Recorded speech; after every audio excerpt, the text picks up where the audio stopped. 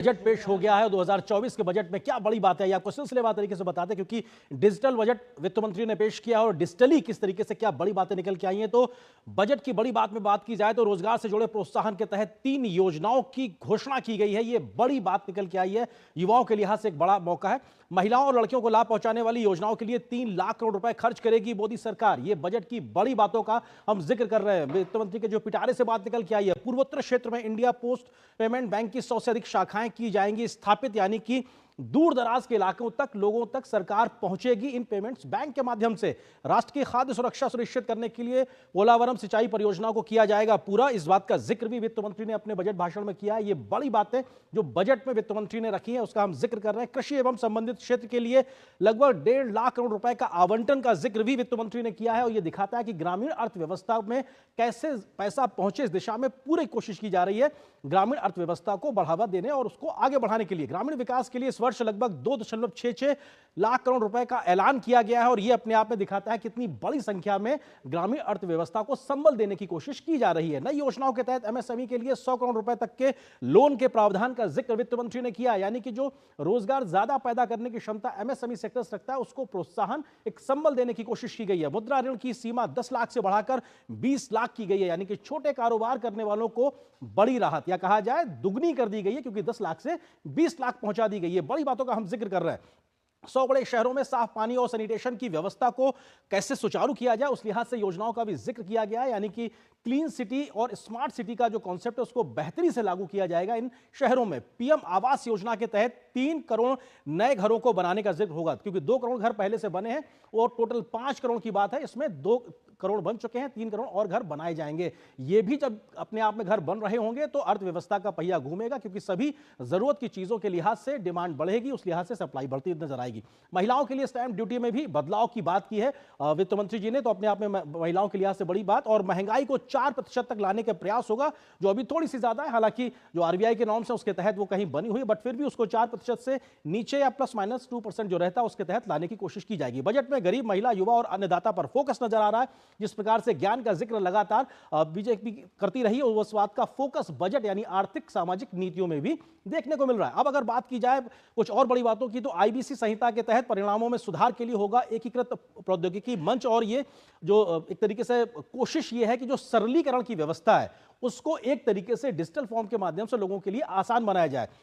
1 करोड़ युवाओं को 500 टॉप कंपनियों में इंटर्नशिप की बात भी बजट की घोषणा में की गई है। युवाओं को बड़ी संख्या में मौका मिलेगा रोजगार के लिए और इंटर्नशिप के माध्यम से उनकी स्किलिंग भी होती नजर आएगी कि इंडस्ट्री आखिर काम कैसे करती है, उस दिशा में वो आगे बढ़ते नजर आएंगे। तो 1 करोड़ युवाओं को 500 टॉप कंपनियों में इंटर्नशिप का वायदा भी सरकार ने किया। बिहार को 41,000 करोड़ और आंध्र प्रदेश को 15,000 करोड़ के पैकेज का ऐलान है। ये लगातार इस बात का जिक्र किया जा रहा था और पूर्वी भारत के राज्यों को कैसे विकास की मुख्य धारा में और तेज गति से आगे लाया जाए उस दिशा में यह कदम है। बिहार में हाईवे के लिए 26,000 करोड़ रुपए का आवंटन वित्त मंत्री ने अपने आज के बजट भाषण में किया है और यह दिखाता है कि कैसे ढांचागत बुनियादी विस्तार वहां होता दिखाई पड़ेगा। कैंसर की 3 दवाओं पर नहीं लगेगी कस्टम ड्यूटी, यानी कैंसर जैसी जानलेवा बीमारी से बच सके ज्यादातर लोग और उनका इलाज बेहतरी से हो सके, ऐसी 3 दवाओं पर कस्टम ड्यूटी खत्म की गई है। बजट की प्रमुख बातों की बात की जाए तो सोना चांदी पर सीमा शुल्क 6% घट गया है। हिंदुस्तान में अब सोना चांदी सस्ता होगा, इसका मतलब यह है कि जो कस्टम ड्यूटी है उसको कम किया गया है 6% तक। तो यह अपने आप में दिखाता है कि सोना चांदी हिंदुस्तान में अब सस्ता होगा। झींगे और मत्स्य उत्पादों पर भी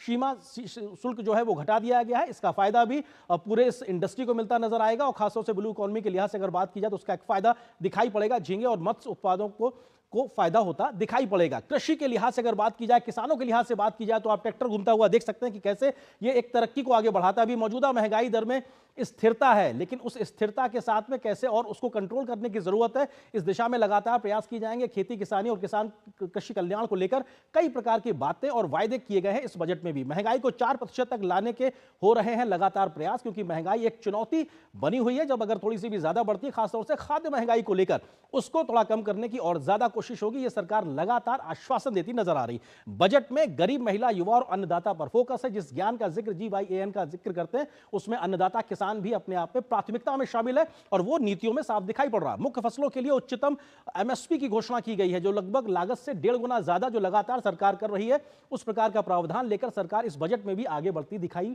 पड़ती नजर आ रही है। कृषि की उत्पादकता बढ़ाने के लिए अनुकूल किस्मों पर जोर, यानी कि मौसम जिस प्रकार से बदल रहा है उस मौसम को ध्यान रखते हुए ऐसी किस्में हो जिस पर कम से कम प्रतिकूल असर पड़े, उसका फायदा किसानों को मिलेगा और देश के अन्न उत्पादन को मिलेगा।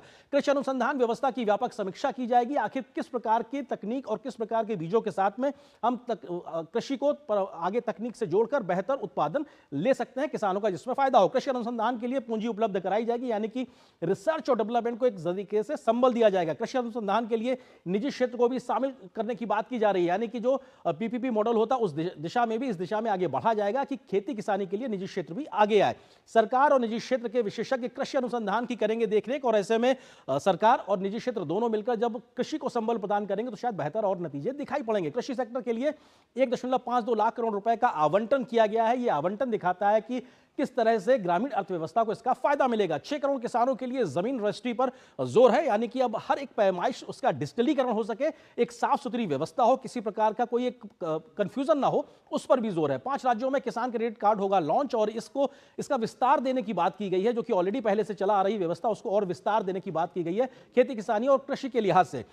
बजट में 2024-25 में रोजगार और कौशल प्रशिक्षण पर भी खासा फोकस दिखाई पड़ रहा है। इसका सीधा फायदा देश के युवाओं को, महिलाओं को मिलता हुआ दिखाई पड़ेगा। प्रधानमंत्री का पैकेज है, क्या है? कौशल प्रशिक्षण को बढ़ावा देना और ये स्किलिंग को लेकर लगातार कैसे हिंदुस्तान ह्यूमन रिसोर्स की एक कैपिटल बन सके, उस पर फोकस इस बजट में दिखाई पड़ रहा है। स्किलिंग को लेकर औद्योगिक प्रशिक्षण संस्थानों का उन्नयन और कौशल विकास कार्यक्रम, यानी कि आपकी जो डिग्री है और आपका जो कौशल है उसके बीच का जो गैप है उसको खत्म करके आपको बाजार के तक बनाया जा सके, ये अपने आप में ये बेहद महत्वपूर्ण है। कॉर्पोरेट टैक्स 58% मिलना, यह दिखाता है कि जो सरल टैक्स व्यवस्था की गई है वो उसकी वजह से है, तो यानी जो सिंप्लीफिकेशन है उसका फायदा टैक्स कलेक्शन में भी मिलता नजर आ रहा। 2/3 से ज्यादा लोग अब नई टैक्स व्यवस्था में शामिल हो गए हैं, क्योंकि 2 व्यवस्थाएं चल रही थी, पुरानी और नई, अब जबकि नई टैक्स व्यवस्था को लोग ज्यादा अडॉप्ट कर रहे हैं और उसमें एक तरीके से फायदा भी अब लोगों को देने का सरकार ने प्रावधान किया है। लॉन्ग टर्म कैपिटल गेन पर अब 12.5% टैक्स होगा, यह सरकार ने इस बजट में प्रस्ताव किया है। तो अपने आप में long term gain, capital gain की जो बात है उसको लेकर सरकार ने स्पष्ट कर दिया 12.5%। स्टार्टअप के लिए एंजल टैक्स खत्म किया गया, जो युवा स्टार्टअप शुरू करना चाहते हैं उनके ऊपर लगने वाला जो एंजल टैक्स है उसको खत्म कर दिया गया है। यह स्टार्टअप को प्रोत्साहन देता नजर आएगा। विदेशी कंपनियों के लिए कॉर्पोरेट टैक्स 40% से घटकर 35% हो गया, जो ये दिखाता है कि 5% का फायदा कहीं ना कहीं वो मिलता नजर आएगा। कॉर्पोरेट टैक्स के जो लोग, तमाम जो कंपनीज हैं उनको फायदा होगा। कैंसर के उपचार के लिए 3 और दवाओं से कस्टम ड्यूटी घटा दी गई है। इसका सीधा तरीके से कहने का मतलब यह है कि अब ये दवाएं सस्ती मिलेंगी उन रोगियों को जिनको कैंसर की इस दवा की जरूरत है। तो ये अपने आप में तमाम प्रकार के जो क्षेत्र हैं जिसका हम जिक्र कर रहे हैं। बात की जाए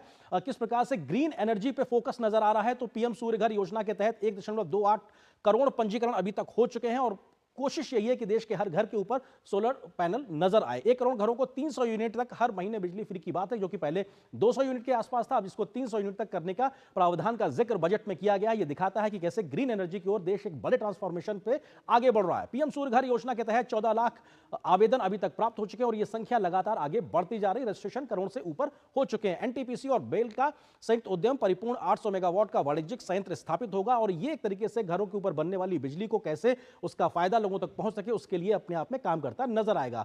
R2 उद्योगों के लिए रोडमैप भी तैयार करने की बात की गई है। स्वच्छ ऊर्जा में परिवर्तित के लिए वित्तीय सहायता उपलब्ध कराई जाएगी, यानी कि जो जरूरत है उसमें फाइनेंसेस कहीं कमी ना बनने पाए, उसका ध्यान भी ग्रीन एनर्जी की तरफ आगे बढ़ते हुए नजर आएगा। रियल एस्टेट के लिहाज से अगर बात की जाए तो पूंजीगत व्यय के लिए 11 लाख करोड़ से ज्यादा का जो प्रावधान था वो जीडीपी का जो 3.4% है उसको प्रावधान को बरकरार रखा गया है। अवसंरचना के लिहाज से ये अपने आप में एक बड़े जंप की ओर बढ़ता नजर आएगा। इंटरिम बजट में भी हमने देखा था वही बजट के प्रावधान को कैपेक्स के लिहाज से अगर देखा जाए तो वो अपने आप में कहीं वही नजर आ रहा। तो आपने देखा किस प्रकार से बड़ी बातें यहां पे दिखाई पड़ रही हैं बजट की।